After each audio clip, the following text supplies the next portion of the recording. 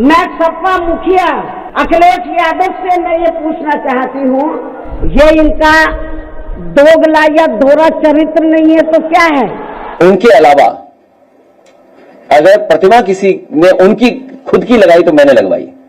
मैं सपा मुखिया अखिलेश यादव से मैं ये पूछना चाहती हूँ, यदि मान्यवर श्री कांशीराम जी के प्रति आपका इतना ही आदर सम्मान था तो जब यूपी में मेरी सरकार थी तो मेरी सरकार ने अलीगढ़ मंडल में कासगंज के नाम से अलग से जिला बनाया, उस जिले का नाम मान्यवर श्री कांशीराम जी नगर के नाम से रखा था। लेकिन जैसे ही समाजवादी पार्टी पावर में आई उन्होंने नाम बदल दिया।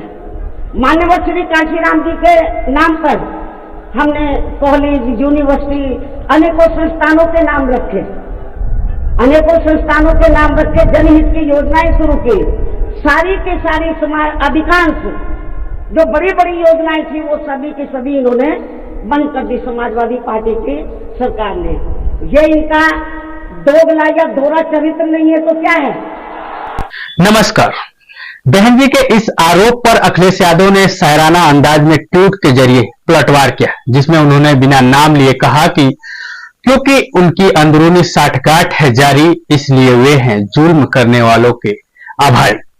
इसके अलावा उन्होंने एक प्रेस कॉन्फ्रेंस में पत्रकारों के द्वारा पूछे गए सवाल पर विस्तार से जवाब दिया और कहा, उनके अलावा अगर प्रतिमा किसी ने उनकी खुद की लगाई तो मैंने लगवाई।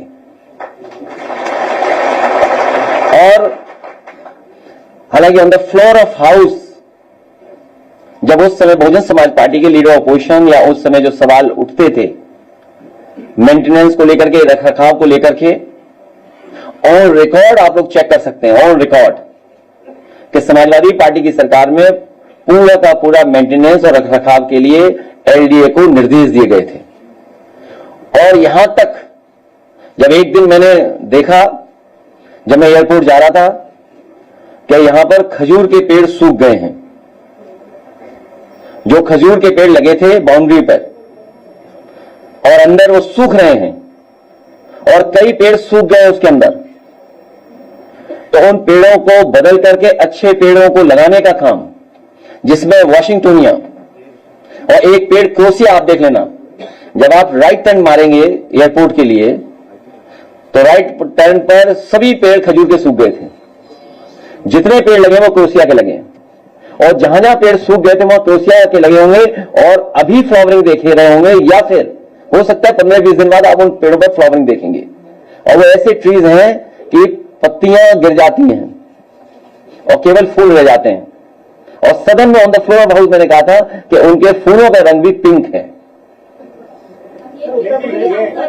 तो मेंटेनेंस के साथ साथ पेड़ों का रखरखाव, और अगर पूरा आज चारों तरफ देखोगे, मूलसी के पेड़ लगाना, कैजरोनिया का पेड़ लगाना, कचनार के पेड़ लगाना, उसके अंदर कचनार के पेड़ लगे हैं, क्रोसिया के पेड़ लगवाए, मोलश्री के और पेड़ बढ़वा दिए, जो पीपल सूख गए थे उनको और लगवा दिया।